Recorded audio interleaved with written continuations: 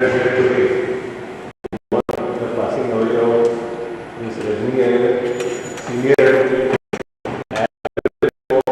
working with making sure that Vishal Pandey, Secretary of Bombay Bar Association, the Honorable Mr. Justice Gautam Patel, the Honorable Mrs.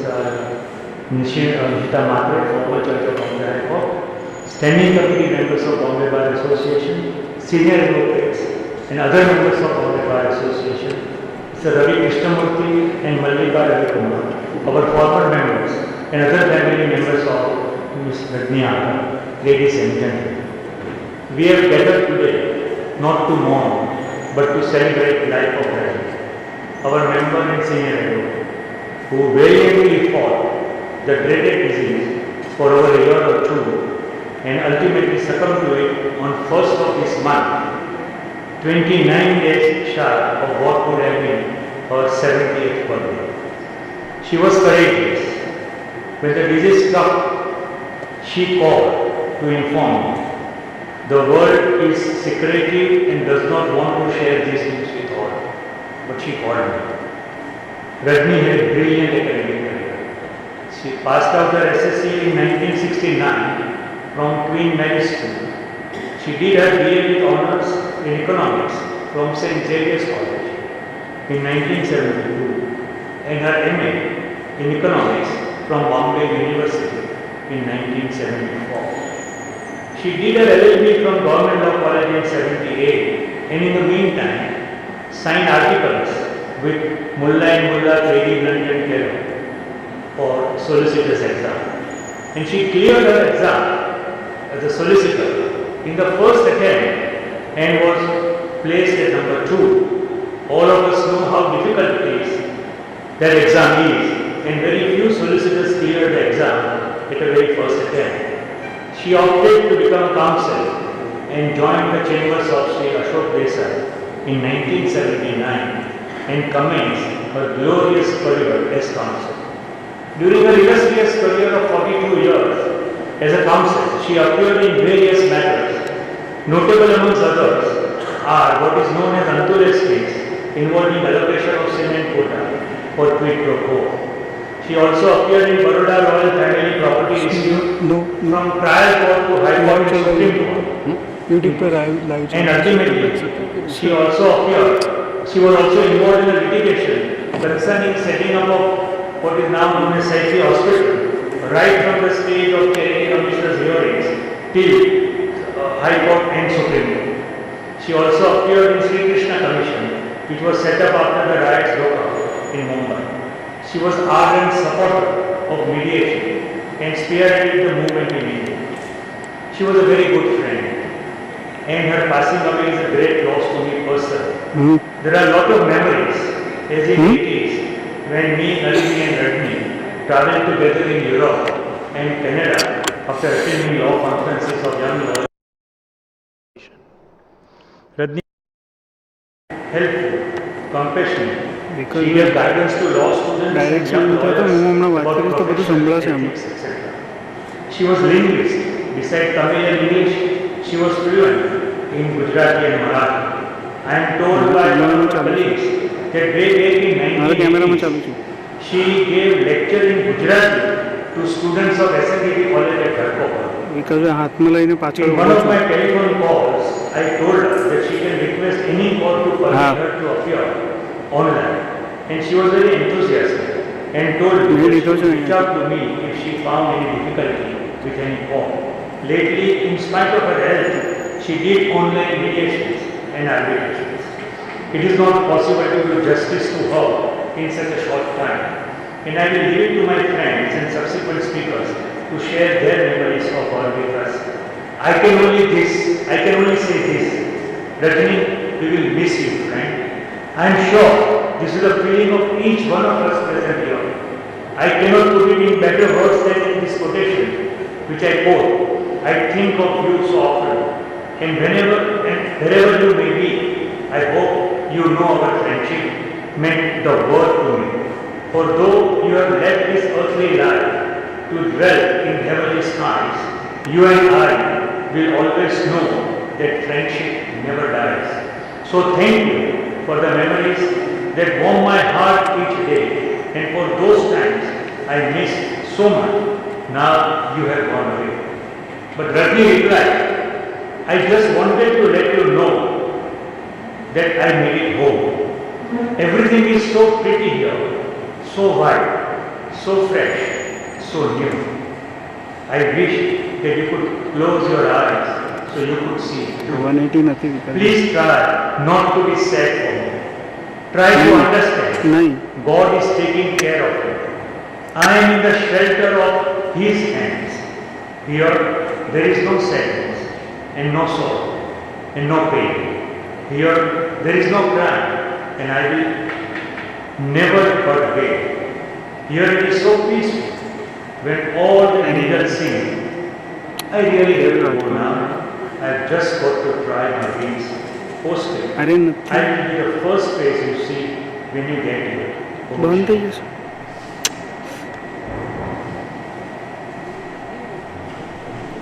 May I request Ms. Manjarisha to say a few words?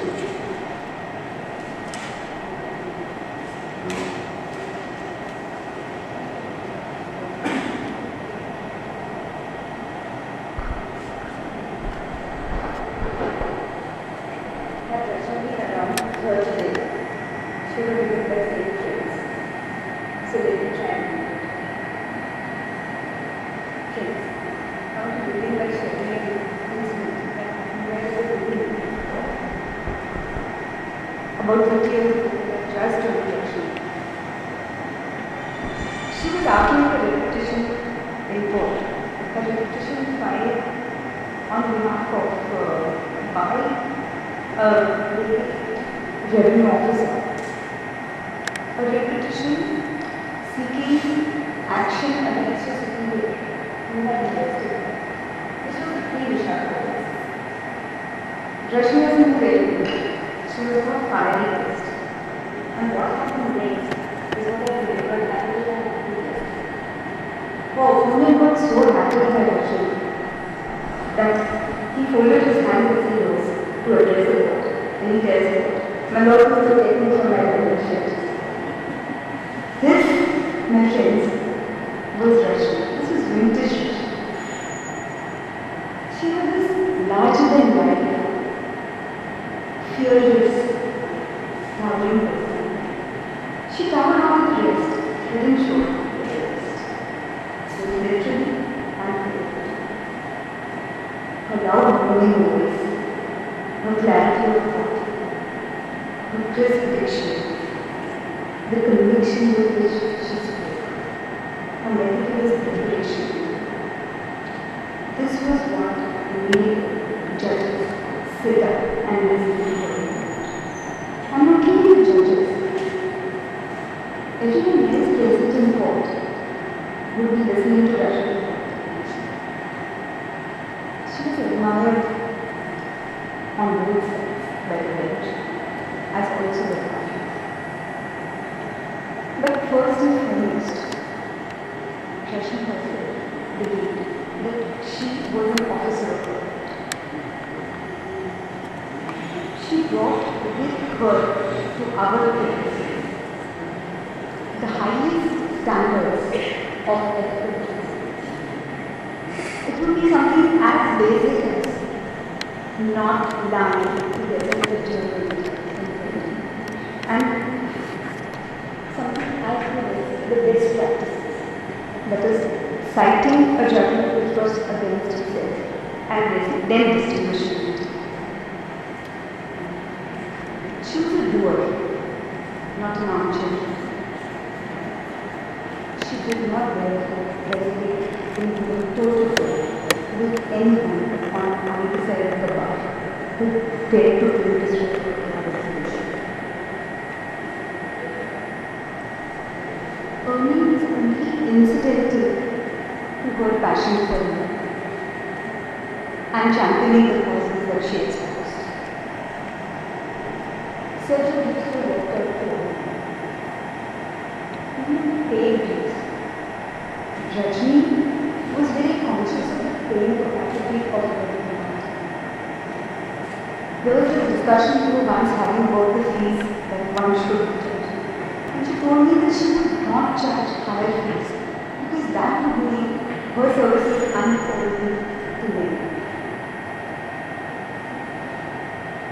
When it came to matrimonial matters and custody matters, Rajani did not charge at all if she was attending to them. Another facet of Rajani, which all of us are familiar with, is that she was an unapologetic feminist. Rajani demanded equality, but she sought no personal concessions whatsoever on account of being a woman.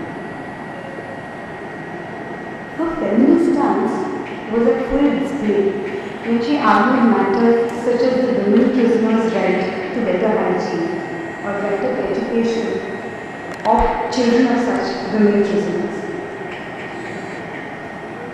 Her appointment as a senior counsel served as an inspiration to many, and in particular, scores of young women advocates for whom Rajani was a role model. Outside the courtroom, Rajani typified the cliché Yaro ka yaar. When Rajani was around, conversations flowed and laughter followed. Apart from law, discussions would be held, passionate discussions of cricket, books, movies, and of course, travel. She cared deeply for her children, and she was there for law for each one of them. There have been several instances when some friend of hers got taken in court and had to be hospitalized. This was particularly the key case when Rajani would first rush to the bank and then to the hospital with the cash that she did.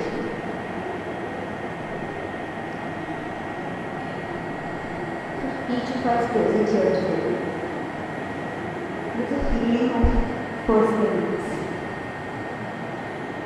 I'd like to tell you what Rajani told me a few months ago. That was the day when I visited Rajani at her residence, where we were there. Rajani handed over the key of her library locker to me, and she asked me to surrender it eventually. I had teared up. She told me, don't be sad. She said that I have had a long, fantastic life.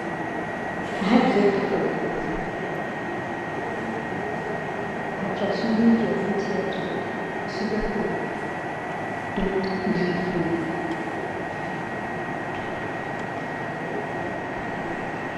In our memories of her, Rajani will be with us forever. Remember, please tell Captain that Rajani has made up a place in the history of her life. Please tell her that she will be remembered for standing up fearlessly for the causes she has preached. She will also be remembered for her booming laughter and her brilliance.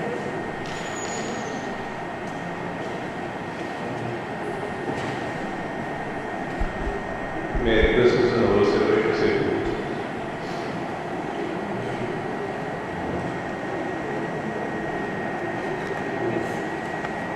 Mr. Thakkar, President of the Bombay Bar Association, Dr. Saraf, Vice President, Mr. Kennedy, our Secretary, members of the family of Rajani, present and not present, friends. I last met Rajani on 8th August. My wife Mona hadn't met her since her illness and was very keen to meet her, especially since I told her about our previous visit with Charles and Ginny, which had been so thoroughly enjoyable a few months earlier. I told her of how we'd had fun and laughter, and the way we merrily chatted away for a couple of hours.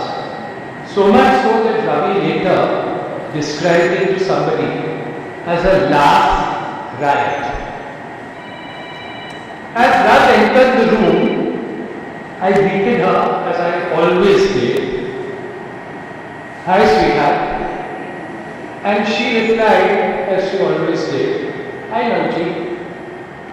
But it didn't take my wife and me long to realize that things were different this time. She was in obvious and evident discomfort. But despite that, she had readily agreed to meet us. I mention both these visits because to me portray and manifest certain aspects of Rajani's character. On the one hand, her enthusiasm for life and all that it had to offer. On the other, her willingness to accommodate friends in the face of great personal adversity.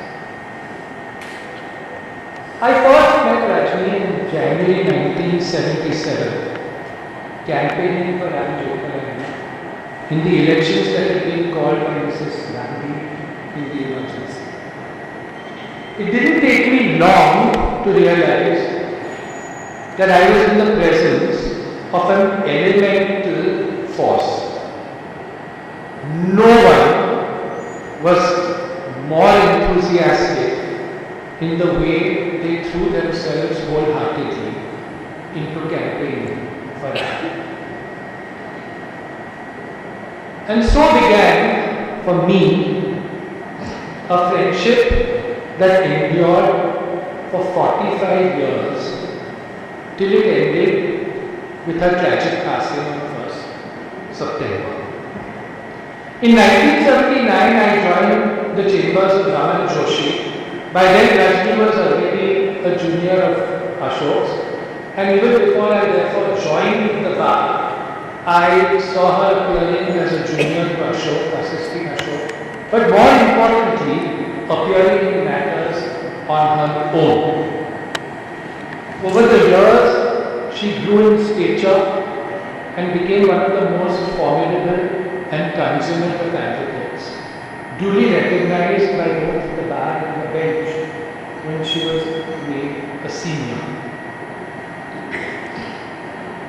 I must mention one incident. We have hundreds, but time doesn't permit it, which for me is indelibly printed in my mind. Rajani and I worked very closely through the 80s and 90s in PUCL. And invariably, I used to go to the library to consult her on some issue or the other every single day. She used to sit next to Umaben and Kishore. And if she was not in her seat, I would invariably ask Umaben where Rajani was. And Uma would almost invariably be able to tell me in which court she was. So Uma personified my entry into that particular room as wanting to meet Rajani. But on one occasion, I popped in to actually meet somebody else. Uma, quite naturally thinking that I had come to meet Rajani, before I could say anything, said, "Rajani, I am nothing." And I just looked at Uma, smiled and said, "But Uma, when today I haven't come to meet Rajani." And she carried on giving her brief.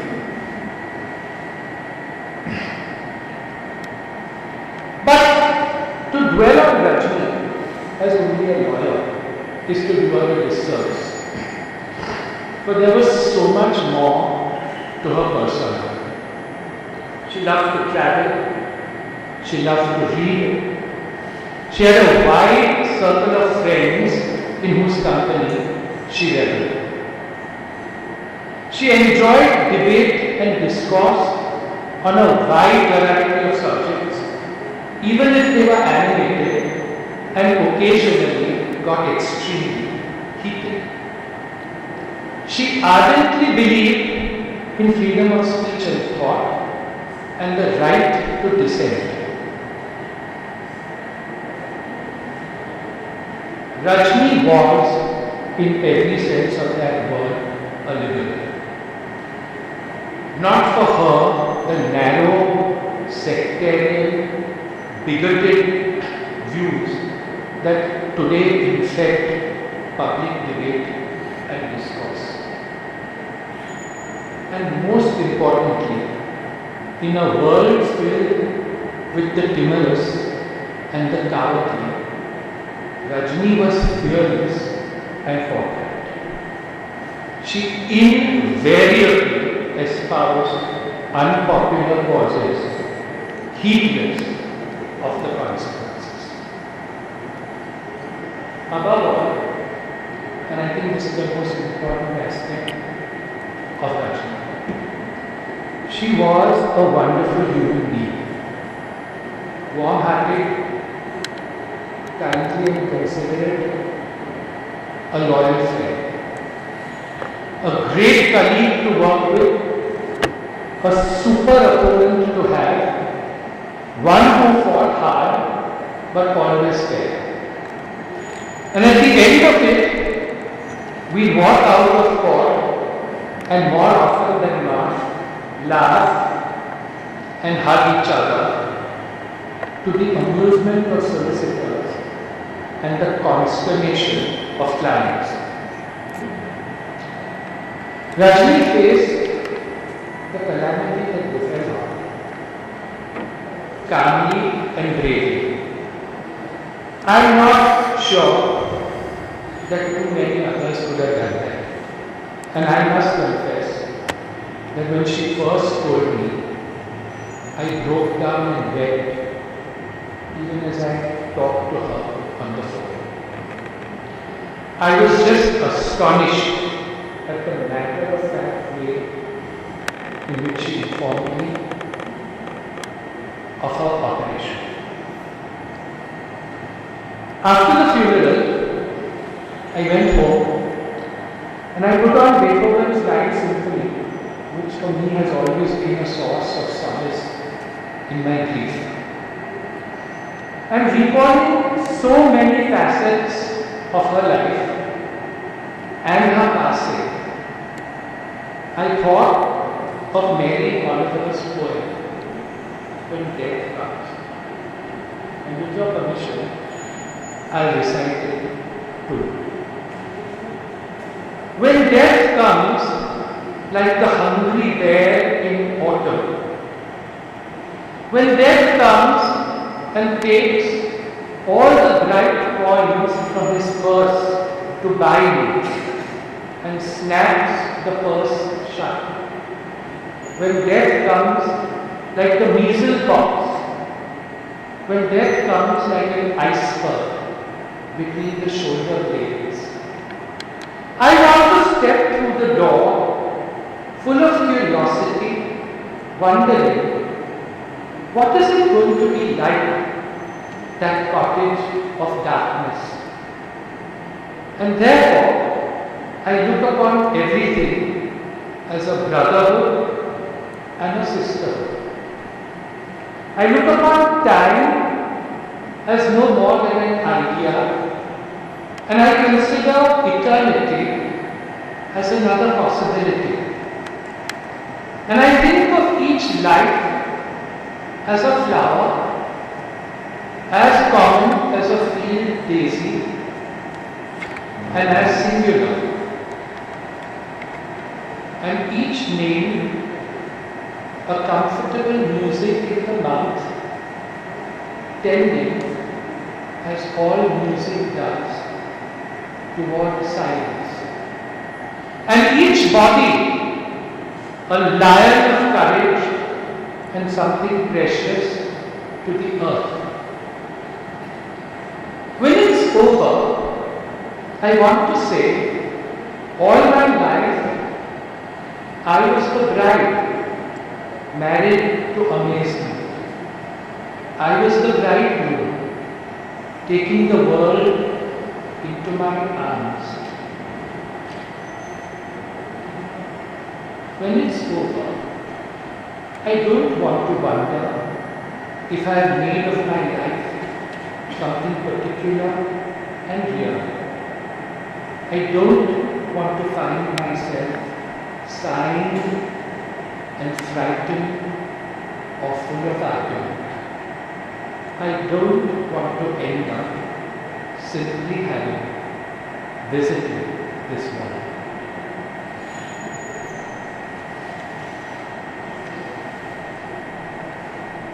May I request Mr. Askachana to say some words?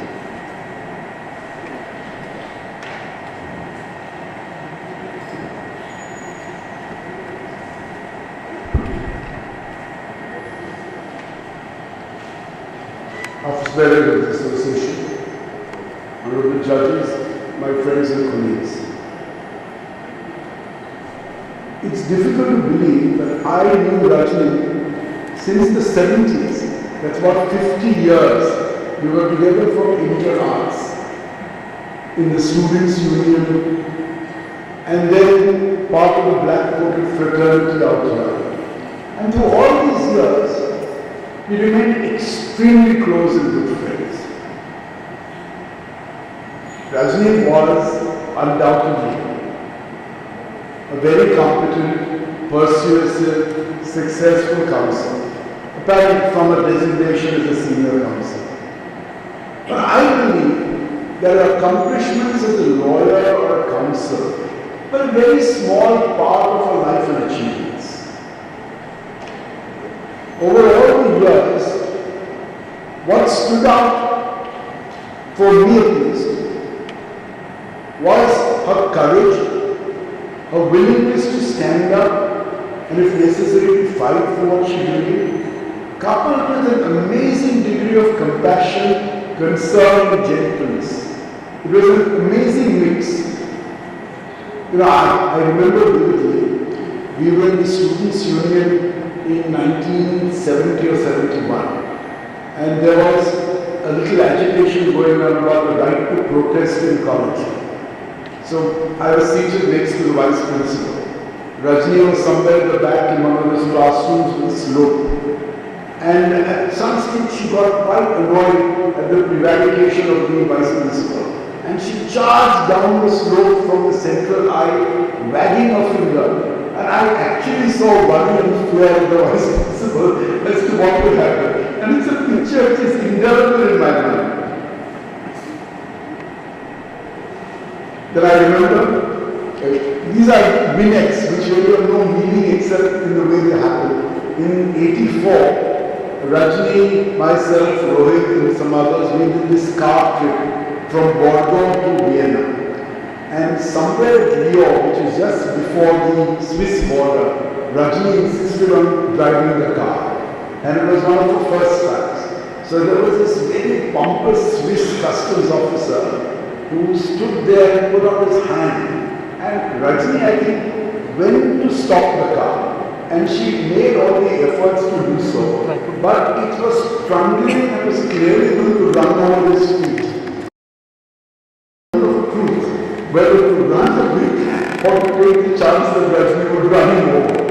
Of course, the last moment discretion prevailed with God's side. And then he really put us to the wheel. He searched our baggages, put on little plastic gloves, and Rajani was unfazed through it all.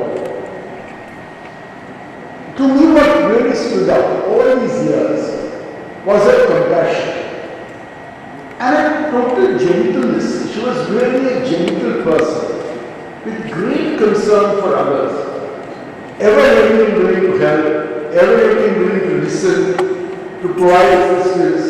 I don't think there was a junior counsel who went to Rajani for guidance or a year and did not get all the time and help that he needed. I remember that so clearly. So she was an odd mix. She had great strength of character, but was also a very kind and gentle person, great compassion and concern for others. I could go on, 50 years, there's a lot of associations and a lot of really sweet and great ideas, but that's it. Her courage and fortitude was phenomenal. and it stood her in good stead as she coped with this fatal disease and illness which was eating into her. You never heard her complain. You never said that I'm in terrible pain or I can't function. Those words just never came for her. She remained unbowed, spirited and brave till the very end. There are some people who you can't really even say how much you miss them, because you miss them terribly. She was a wonderful person.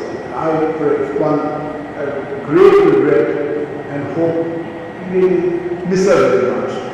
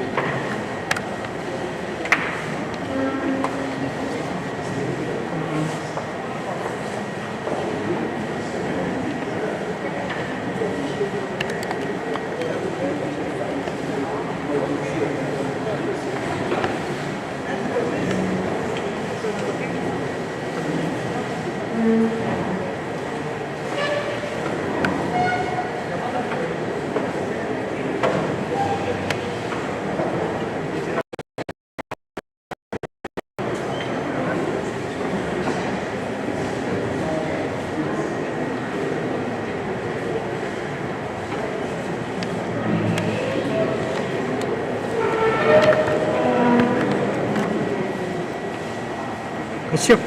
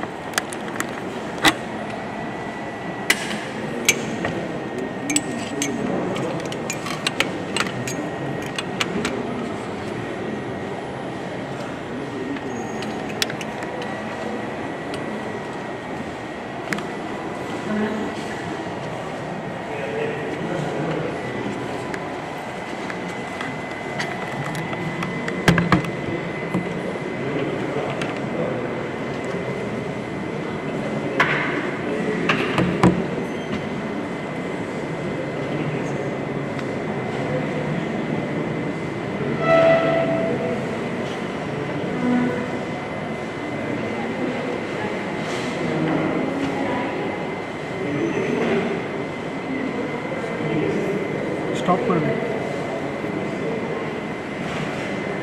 Stop stop खत्म खत्म कर दे